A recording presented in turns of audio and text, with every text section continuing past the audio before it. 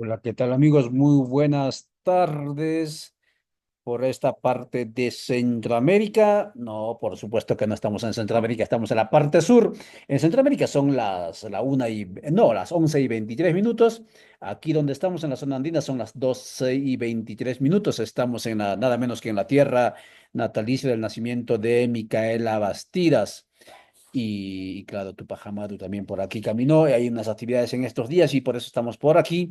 Pero hoy es 1 de noviembre y en el calendario nuestro, en la vida cotidiana nuestra, es cuando se retoma el ciclo de la vida, justamente celebrando con la presencia, con la llegada, haciendo comensalía, fiesta, con las y los seres queridos que trascendieron o se reincorporaron al vientre fecundo de la madre tierra.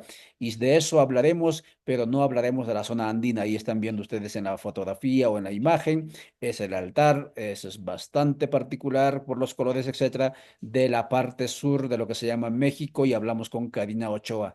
¿Qué celebran los pueblos en el continente de Villela en el mes de noviembre? Y allá lo celebran desde la segunda quincena de octubre incluso. ¿Es Halloween? ¿Es folclore? ¿O qué es? De eso hablaremos con Karina Ochoa. Adelante, por favor, Karina. Muy buenas tardes por aquí. Salude a la audiencia y comencemos pues cómo está el ambiente en tu contexto, en tu entorno en estas fechas. Adelante, Karina. Buenos días, buenas tardes a todas, todos.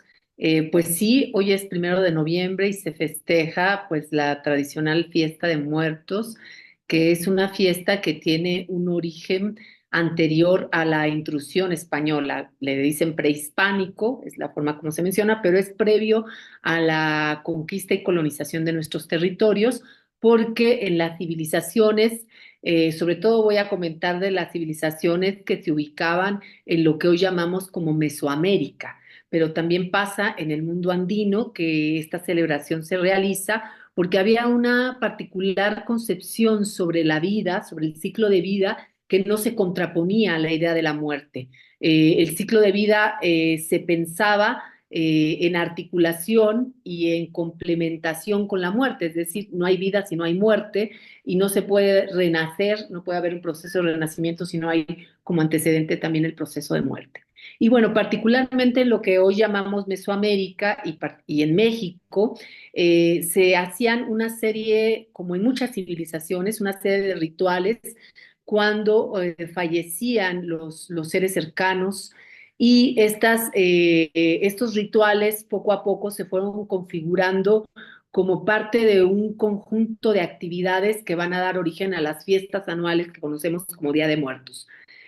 Una cosa que es importante decir es que en la tradición mesoamericana, la muerte, que también se celebra, era un proceso, o sea, la muerte no era pensada como el fin de la vida, que sí pasa, por ejemplo, en tradiciones de otro tipo, donde la muerte es concebida como el fin de la vida. En estas civilizaciones no se pensaba como el fin de la vida, se pensaba como un proceso que seguía después de la vida, y en ese sentido había lugares a los que se llegaban después de la muerte. Fundamentalmente había cuatro destinos a los que se llegaba después de la muerte. El primero de ellos en la zona centro y sur de México era así considerado, y el primero de ellos era el Tonatihuichán, o también llamada la Casa del Sol. Era un sitio que resguardaba tras la muerte a tres tipos de personas que morían, a tres tipos de difuntos: a los guerreros, que eran muertos en las batallas o que eran, sí, muertos en el campo de combate, también a las personas que estaban, que morían por sacrificios, y por último a mujeres embarazadas. Y bueno, estos destinos de los difuntos pues tienen que ver con cuatro lugares importantes. El segundo va a ser el Chichihualcaucho, que a donde iban los bebés que se morían en el parto. Y era un espacio donde estos bebés eran amamantados por un árbol nodriza hasta que pudieran recobrar suficientes fuerzas para volver a nacer. Y había un tercer, digamos, espacio, un tercer lugar a donde iban los muertos y este era el Tlalocan. Ahí llegaban los que morían por agua, ahogados o de alguna manera vinculados al agua. Y había un cuarto lugar que era el Mictlán. Y el Mictlán es el reino de los muertos, es a donde llegaban la mayoría de los muertos. O sea, todos los que no morían por agua, los que no morían al nacimiento y los que no morían en batalla o eran muertos en sacrificio o eran mujeres embarazadas, llegaban al Mictlán. Y estos, quienes llegaban al Mictlán eran la mayoría y ahí esperaban 4 años en el Mictlán para que fueran devorados por la Tlaltecutli, que era la deidad de la tierra o la representación de la tierra. Después de esos 4 años en los que eran devorados por la Tlaltecutli, entonces empezaban un nuevo proceso, un nuevo trayecto que tenía que pasar por 9 niveles del inframundo, cruzando una serie de ríos donde además estaban acompañados por un perro, que es el Xoloescuincle, ¿no? El perro que también se le conoce como el perro andino, pero que en México también teníamos un perro originario de estas tierras, que es el Xoloescuincle o el Cholo. Entonces, como verán, la concepción que se tenía de la muerte no era el fin de la vida, sino era el proceso que continuaba después de la vida y que además tenía varias etapas, varios procesos y que no acababa, digamos, con una vez que desencarnamos, una vez que nos vamos del mundo de los vivos. Entonces, hay una concepción muy relevante que va a tener después traducciones de alguna manera en lo que hoy conocemos como la festividad o la fiesta del Día de Muertos o de los días de muertos, porque no es un solo día, hay varios días, ¿verdad? Que inician previos al 2 de noviembre y que culminan el 2 de noviembre cuando llegan todos nuestros muertos.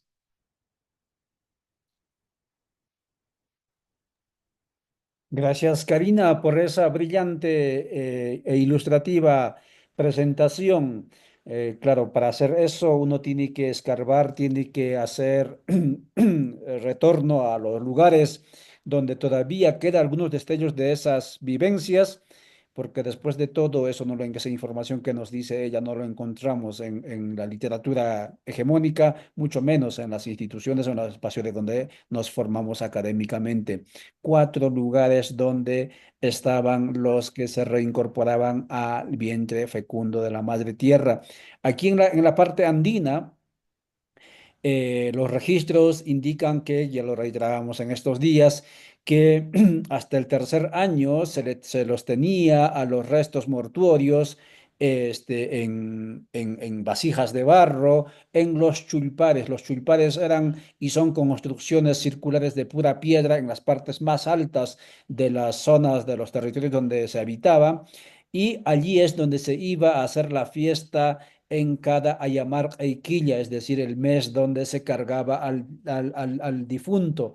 Y después del tercer año, esto lo cuenta Guamán Pomadayala, eso ya es conocido también para los que les gusta la literatura, bajaban, dice, con pincullo, con quena, con flauta, con tambor, con zampoña, bailando, con chicha, con comida abundante, y se hacía pasear, de ahí viene cargando, ¿no? A los difuntos ya biodegradados, los cuerpos, por las diferentes calles, por los territorios por donde estaba, etcétera, los cultivos y todo lo demás, y luego se quedaban estas personas, estos restos en las familias a convivir en su espacio y allí se los atendía constantemente. Eso es importante indicar, no estaba concentrado, como muy bien dice Karina, al 1 de noviembre o al 2 de noviembre, 2 días, sino era un tiempo, era Quilla quiere decir mes, a llamar a Quilla el mes cuando cargan a los difuntos, dice Gomán Pomadayela en quechua, cuando estaba haciendo su documento, allá en 1615, 16, por ahí, la carta que le escribía al rey de España y que después, 300 años después, se descubrió y ahora se escribe, se publicó como el libro de crónicas del nuevo gobierno, algo así del Perú. Eh, Karina, la otra cuestión es ¿cómo se vive ese proceso del encuentro, no sé si intercultural, de las nuevas expresiones de fiestas en estos últimos tiempos allí en México, pero también en, en la parte de los otros pueblos del continente en estas fechas. Por ejemplo, está el tema de Halloween. ¿Cómo se va empalmando, se va ensamblando ello? Sí, Ollanta, quizá antes de contestar tu pregunta, enlazar con lo que tú mencionabas previamente, yo conté un poco cómo es el mito, digamos, el panteón mítico respecto al entendimiento de la muerte en eso que hoy denominamos como Mesoamérica, pero eso implicó también muchos rituales y muchas prácticas mortuorias que justamente están asociadas con este relato mítico. Si tienen que pasar 3 o 4 años, en el caso de Mesoamérica, para que sean nuevamente cobijados y devorados, pero más que devorados, cobijados por la tierra, quienes ya han muerto o han pasado al otro proceso que tiene que ver con la culminación del ciclo de vida y el inicio del proceso de muerte. Entonces, hay un proceso también en el que las personas que estamos vivas y que estaban vivas hacían un conjunto de rituales. Por ejemplo, en Mesoamérica a los difuntos se les envolvía en petates, no en barros, sino en petates, y lo que se esperaba justamente era el proceso de que esos cuerpos fueran devorados, devorados por la madre tierra, por por nuestro principio, digamos, de vida, y que al ser devorados, o sea, esta metáfora, pues tiene que ver también con el proceso biológico que tú ya decías, que es el proceso de biodegradación de los cuerpos, pero cuando ya eran devorados por la tierra, por la madre tierra, eran cobijados, regresados al vientre, hay en el proceso ya de muerte, cuando entran al Mictlán, hay 9 etapas y en esas 9 etapas hay un proceso donde se recrea el nacimiento, porque justamente en los códices, en varios códices y en los registros de Fray Bernardino de Sahagún, se plantea cómo estando en el Mictlán, después de que pasan esos 4 años, se debe cruzar el río Apanoayán. Y un segundo momento hay que pasar desnudo por el Tepetl Monanamitzin. Y en este Momananician, y en este paso se va a pasar por en medio de 2 cerros que equivalen también al acto de nacimiento en vida. En la vida pasamos por las piernas de nuestras madres, ¿no? En el Mictlán se pasan por 2 cerros. Se pasa por 2 cerros desnudos cuando ya se está muerto.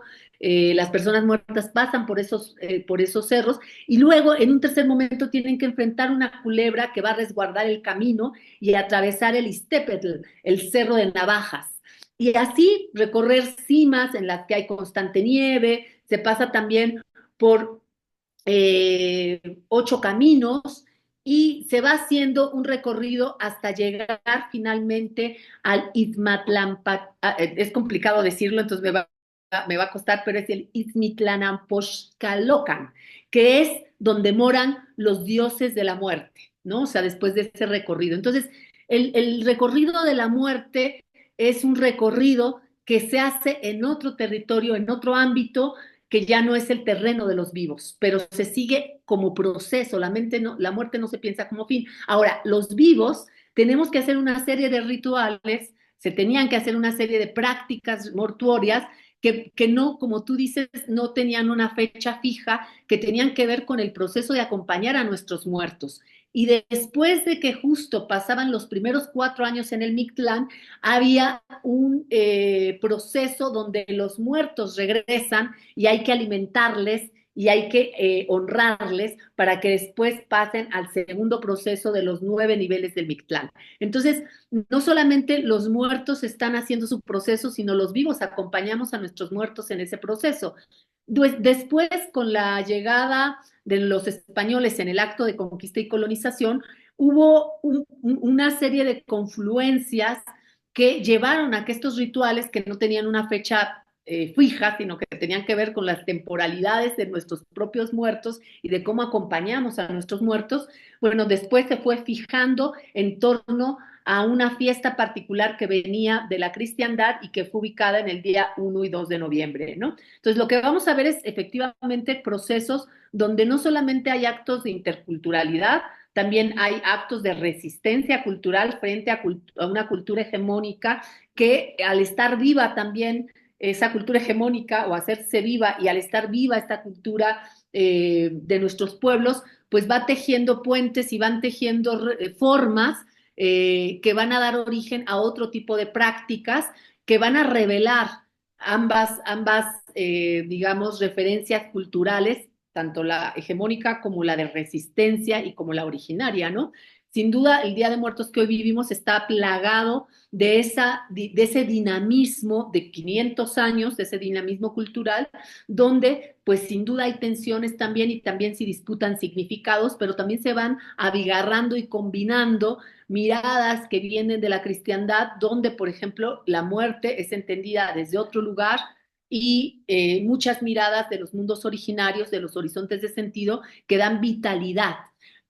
La foto que ustedes ven es una foto de un altar de muertos que se hace en la zona centro del país, en la zona de San Pablo del Monte, donde, por ejemplo, van a encontrar muchos elementos también de las lógicas de la cristiandad.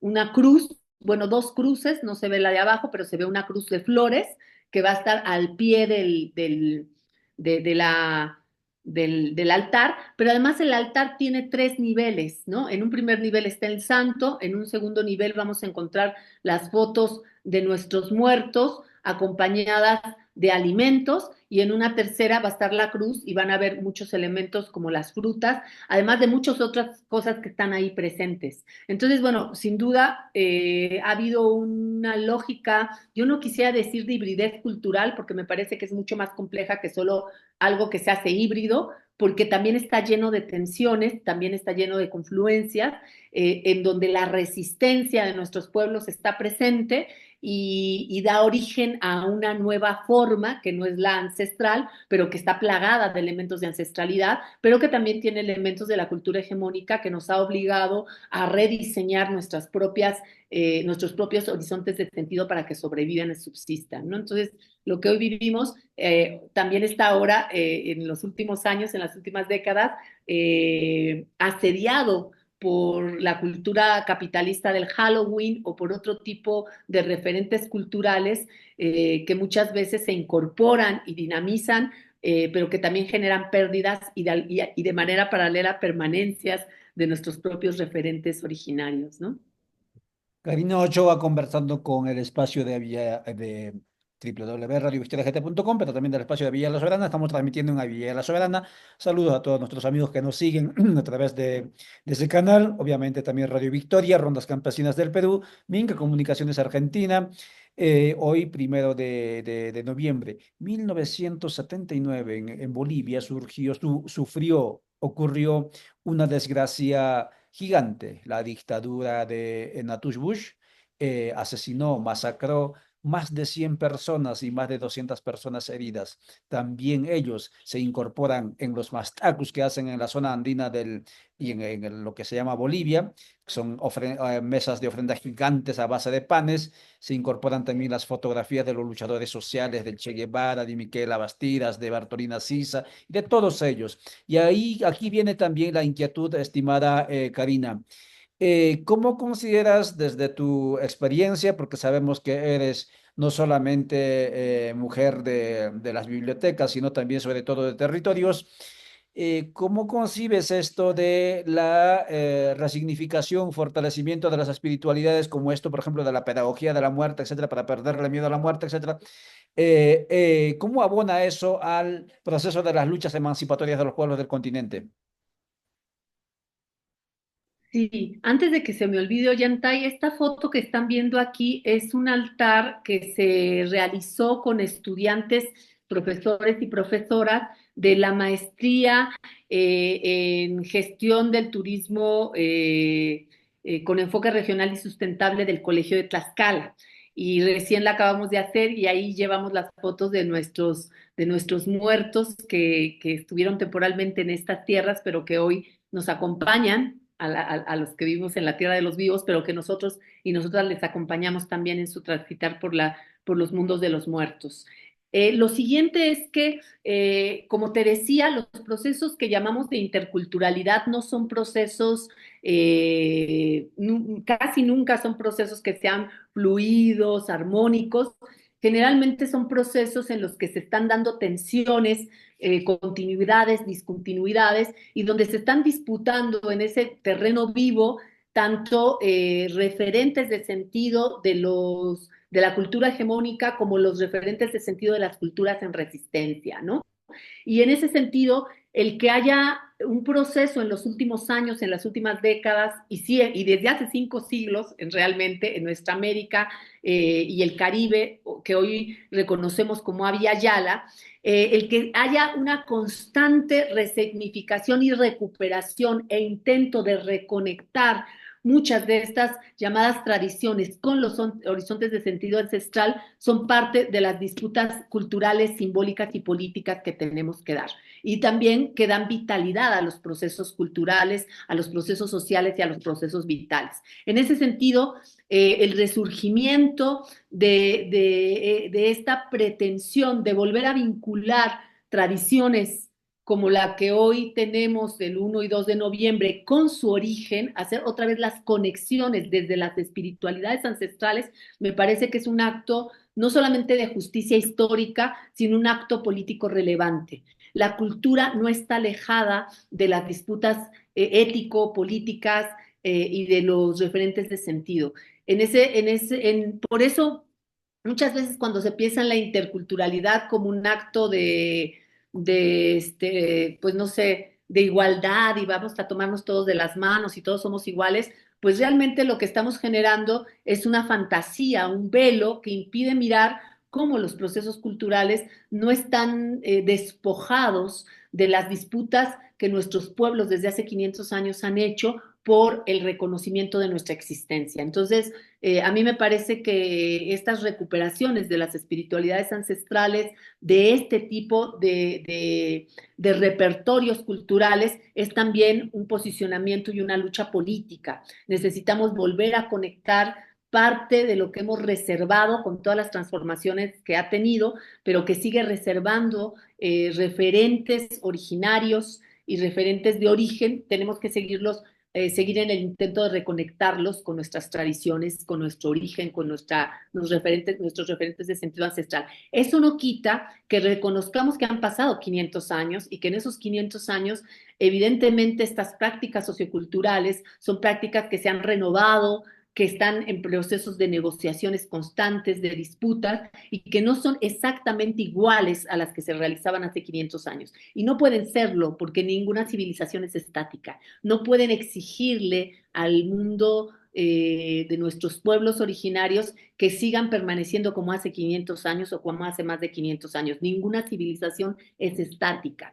Y en ese sentido, la disputa por este tipo de prácticas, que ya son prácticas insisto, que son prácticas que tienen ya confluencias históricas, tensiones diversas, no nos pueden arrebatar la posibilidad de hacer la reivindicación de que eso también nos pertenece. Reconectar la dimensión espiritual con las luchas políticas, lo dijo Karina Ochoa en www.radiovictoriagt.com, hoy 1 de noviembre, cuando son las 12:46 aquí por Centroamérica, en este caso América, Aviala del Sur, pero allá en el centro de Aviala son las 11:46, ya van a ser mediodía. A estas horas, ya en diferentes comunidades, municipios, departamentos del Perú, se han extendido ya mesas, ofrendas, porque al mediodía aquí se cree que van a llegar los difuntos a visitar, a celebrar, y mañana todas esas ofrendas llevan al cementerio o al camposanto. Así es la costumbre de por aquí, pero también en la parte de Bolivia, en la parte de México, pues toda la noche es la fiesta en los campos santos. Muchas gracias, Karina, por tu tiempo. Gracias, amigas y amigos, por vuestra atención, y nosotros volveremos cuando las circunstancias así lo exijan próximamente. Muchas gracias, Karina. Hasta entonces. Chao, chao. Nos vemos hasta entonces.